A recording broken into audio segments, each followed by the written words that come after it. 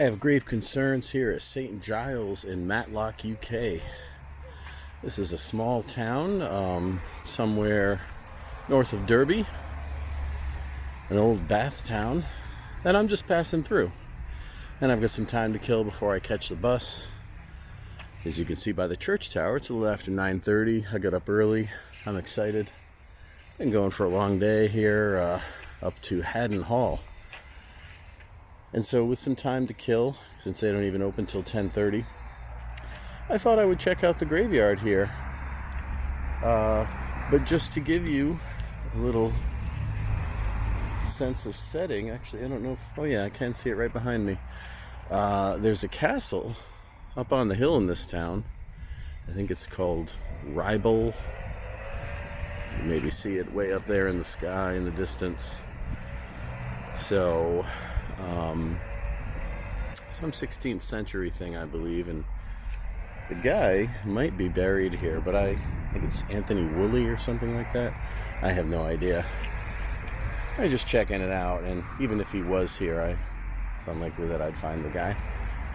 So let's just check out some folks here. Let's see what these stones have to offer. This is also on a little promontory of a rock in town. Mary, wife of George Wall, 1858. So yeah, more often than not, I'm finding 19th century stones in England. But not always, although this one's really close here. Robert Ward, 1805. And this one to the left looks older. Sarah Buxton, the wife of Henry Buxton. 22 years, 1781. So sure enough, now we're getting some 18th century graves. I mean, that's the thing, you know, a church graveyard should have pre-industrial era graves, because it's with industrialization that the population explodes and people are leaving the farm, moving to the city, and that springs the need for cemeteries that are not just, you know, on the farm or burying grounds in the church like this, a churchyard. So you should be seeing stuff before the 1800s in a churchyard, but you know, it's a small town, so I don't, you know, if they have a large cemetery, it's probably very modern. So not only is this up on a rock over the town, but it's even hilly within itself. I'm just going to head to the top here and work my way back.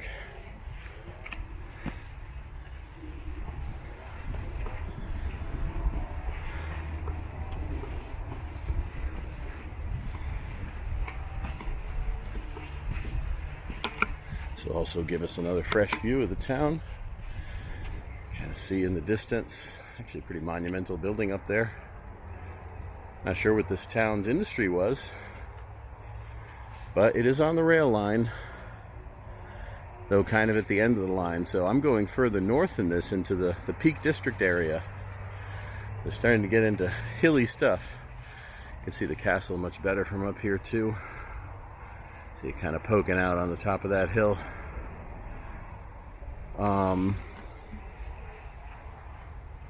So yeah, end of the rail line that heads into Derby, that then goes down further into Leicester. And to get to Derby, I had to take a Sheffield train, so, you know, once you're on the network.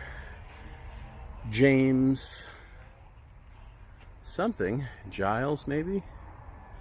Gillis, 1896.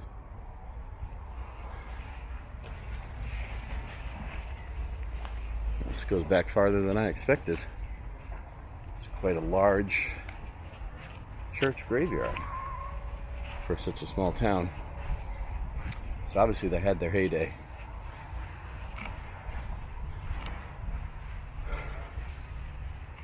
Check out this taller one here, John Fisher, 1820. Wife Ellen. Definitely one of the more prominent ones. Must be an industrialist of some kind.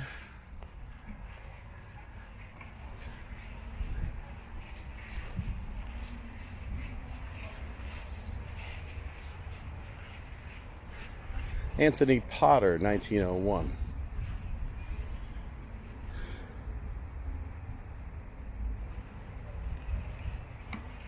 Actually, Rebecca Orton, 1900. That's his sister or wife. John Walter Marriott, 1900. So all getting turn of the century up here.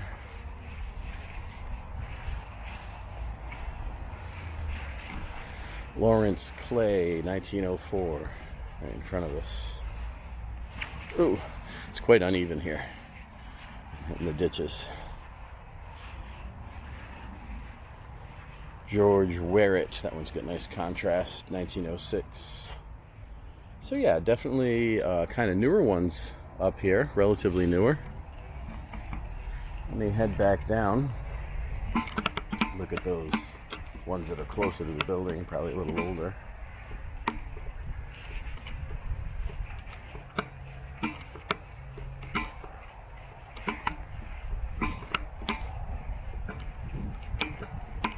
Relatively sunny day here. It doesn't look like it maybe, but compared to the last few days, there's at least breaks in the clouds.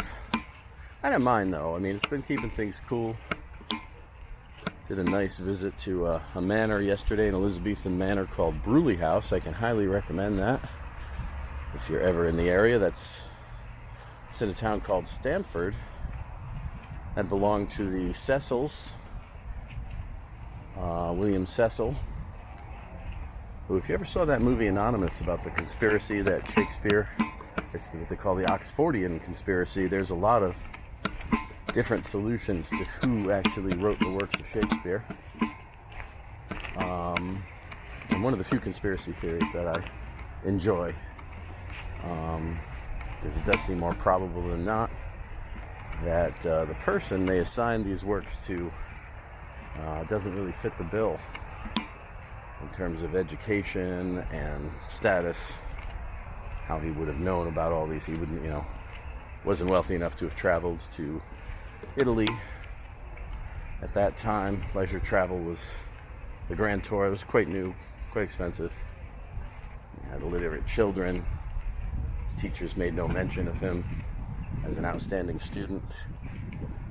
He left no books in his will. There's a lot of reasons why William Shakespeare, the person, doesn't really fit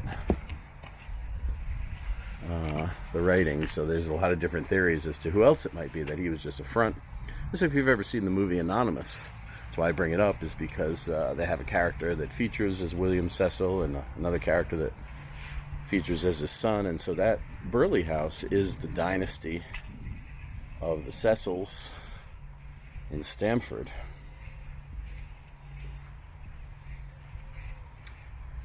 Let's see who we got here closer to the building. Just gonna have to go up this little hill. In any case, it was a gray, misty day yesterday, and it just made it kind of pleasant, actually. Here lieth the body of Anne Weston, wife of George Weston of Cromford, who departed this life January the 18th, 1786. You always know you're looking at an old stone when the S's look like F's. Here lies the remains of the late Solomon Merchant, 1796. John Young, 1852. Some interesting ones back there. This one's got really deep carving. Joseph Statham, 1850. Aged 28 years. Got some Roman numerals to deal with there. Farewell, dear husband, take thy rest. My tears cannot awake thee. I've but a little while to stay before I overtake thee. He died quite young, so I hope she had a longer stay than that. Hard to tell, though, because there's nothing here for her, and the stone to the right's all worn. Stone to the left is Samuel Stratham, must be his father, 1821, 77 years. His parents, Isaac and Mabel. So Samuel, son of Isaac and Mabel. Isaac and Mabel are here too. Those are, that's weird. Samuel, son of Isaac and Mabel, died 1821. Isaac and Mabel died 1849. Something's wrong there. Something's up with the math. Roger Wright is this kind of really spotty one here.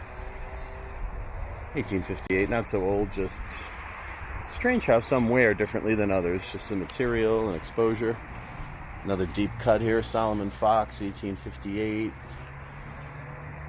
Another Solomon Fox. Not sure what's going on there. Double Solomon Fox. Mary, wife of Samuel Fox, 1825. Sarah Bowden, 1863. Joseph Bowden, 55. Samuel Higgett, 1830s. Another Joseph Fox over here. So, seeing a few members of the Fox family. All in all, pretty interesting graveyard. Swift, Stafford.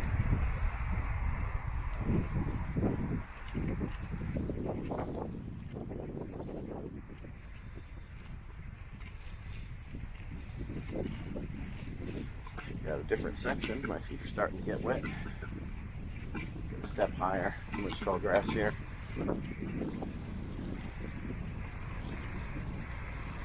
Joseph Rothwell, 1844. Jonathan Derbyshire, 1818. Always going to wonder about these people named after the town, like Buxton and Derbyshire. The founders, families of the founders. Not necessarily, though, sometimes, right? Oh, quarter of. Sometimes people get named after the town.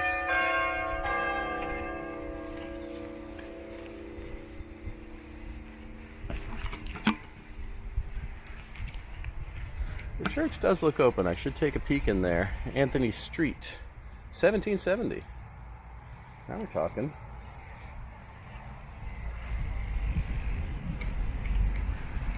Look at the soot on this one.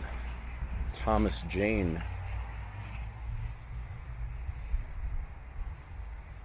Looks like maybe 1796 on there.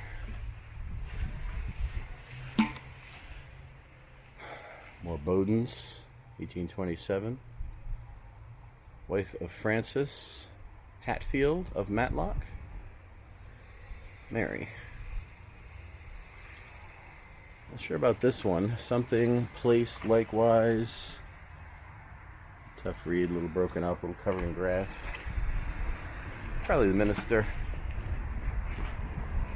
These more crypty looking ones. You know, John Wilcox, late of Matlock Bank, 1860.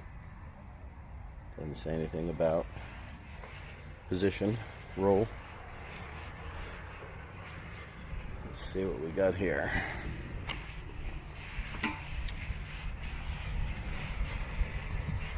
Cool stone wall here at the edge. You wouldn't want to go off the cliff here. It's a pretty good drop.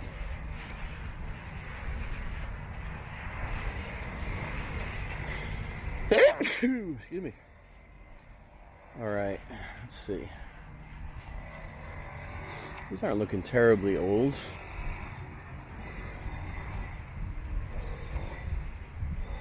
John Goodwin of the Wolds, 1788. Rebecca, wife of John Goodwin. Benjamin Bryan, late of Matlock Bath, which is the town just to the south of here. So they have Matlock and Matlock Bath. And by being a spa town, 1860.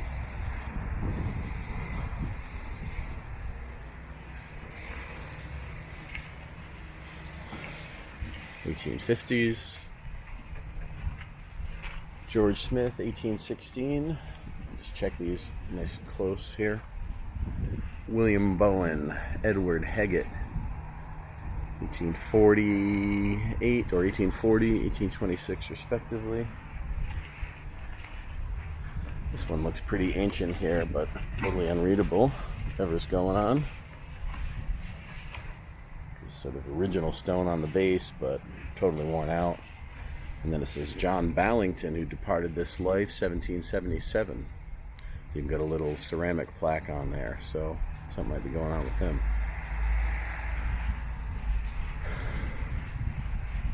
Not sure what this is about. Wars, maybe. These wooden posts with dates 72 to 51, 76 to 68. Those are people, not wars. I don't know. In any case, let's finish this off by just seeing what's happening in the church. Somebody had to come and open this place, but who knows if there's anybody inside.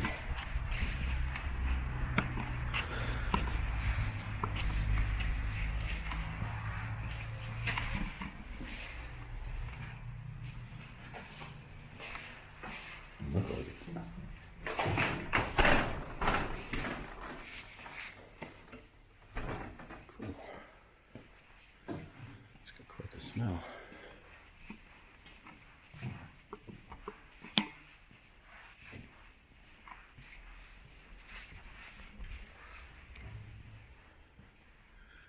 Emily Wood, 1874.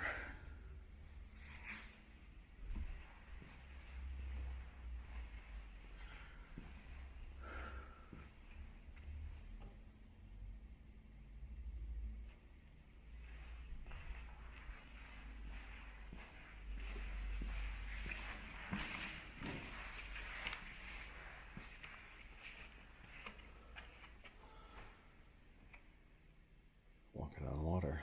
Hard to see. I don't know if I get my camera to adjust to that.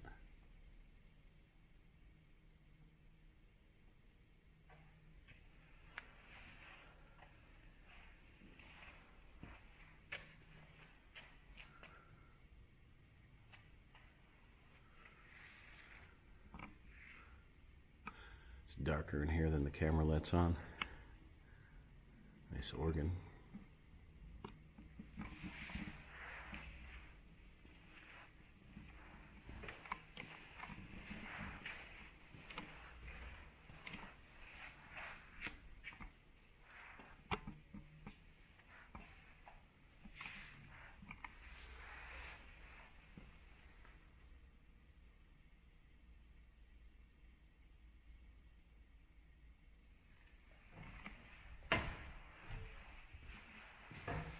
I think that's going to call it here. Let's take a last look at this stained glass. Sacred to the memory of Adam Woolley, Esquire, 1827. I believe these might be related to the people who own that castle on the hill.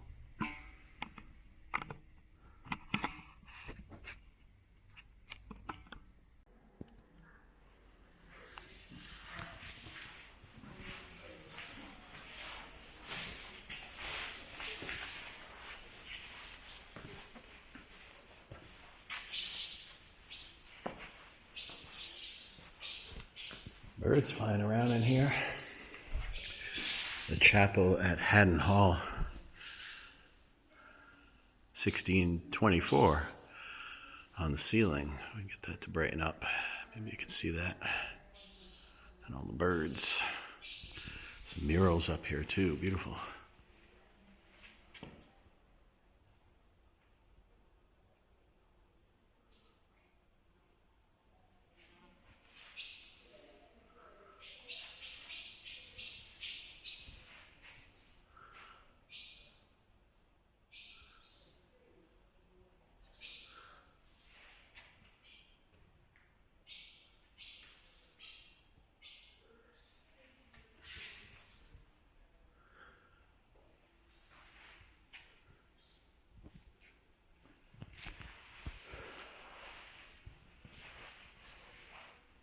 Lord Haddon, Robert Charles John Manners, born 1885, died,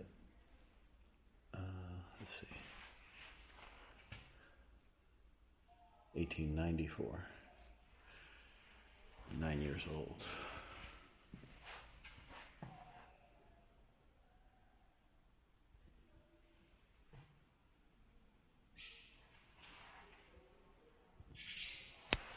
Beautiful.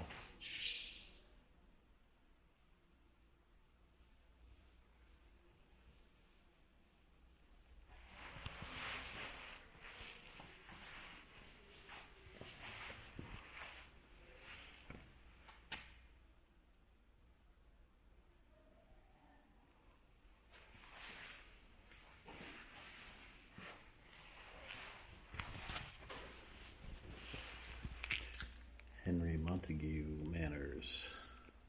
Lord John Henry Montague Manors.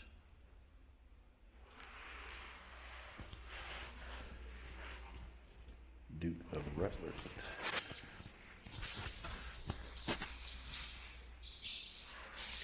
Violet Marchioness of Cranby. Hello there. And Henry John Brinsley Manors, Marquis of Cranby. This effigy to a child. And then we do have the chapel proper here.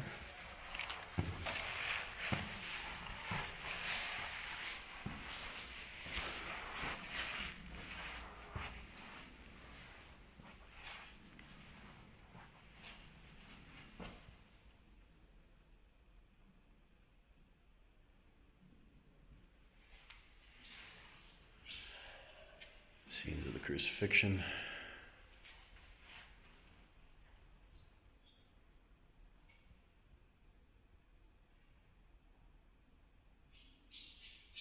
And looks like scenes from the life of Christ. Maybe just the Passion. You've got the, these birds are really coming around here. You've got the entry into Jerusalem. You've got the betrayal, the kiss. I'm not sure what this one is with the shroud over the head, hands tied. That might just be this kind of persecution. Getting flailed, carrying the cross down the Via Dolorosa, being taken down from the cross, being laid on the stone of unction. Looks like resurrection, second to last here, rising from the tomb. And finally, I'm not sure what that is. Looks like a boat.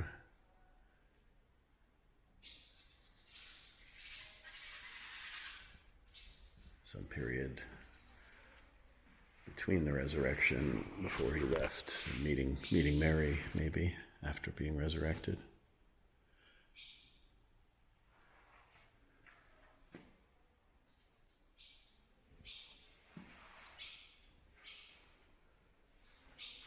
I managed to get this place to myself.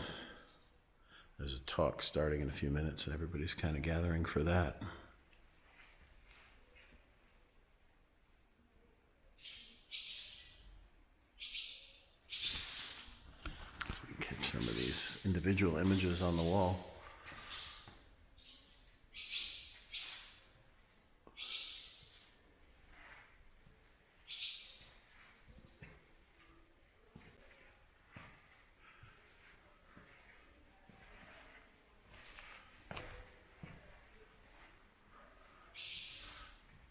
Exactly is going on here. Could be baptism, could be walking on water. Otherwise, just a lot of floral patterns like a tapestry. Baptismal font over here. Next to the effigy as a child.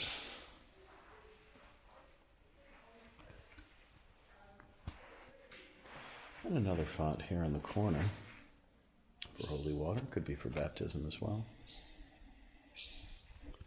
That's looking ancient and worn, like this whole place.